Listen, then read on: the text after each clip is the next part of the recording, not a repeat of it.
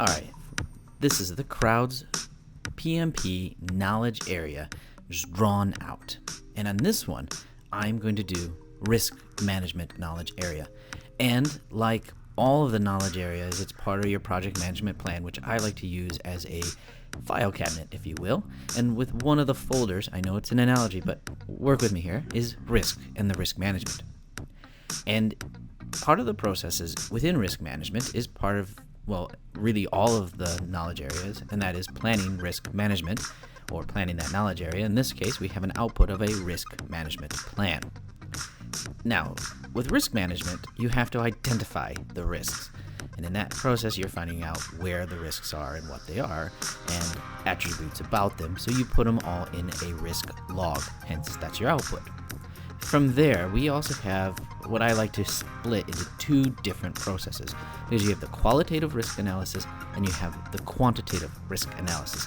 When you perform the qualitative risk analysis, in that process, you're using more subjective, or at least an easier path to figure out whether or not, or what level certain risks can be associated as, like high, low, medium, catastrophic.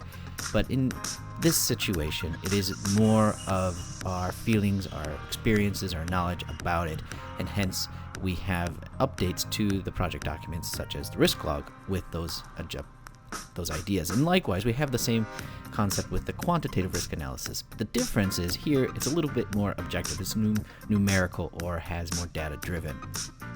In either case, how we analyze the risks, we have to come up with how we're going to respond to the risks, and that is your plan risk response. Now, you plan these risk responses, and some of them can be proactive, some can be reactive, some can be if in case they happen. But either way, we have to update the plans accordingly. And then the only other one would be your control risk process. And when you control the risks, essentially you're trying to make sure that any new or unidentified risks that come about, you can update it, plan it, and make change requests. And that is a quick look at the risk management knowledge area in the 5th edition of the PMBOK.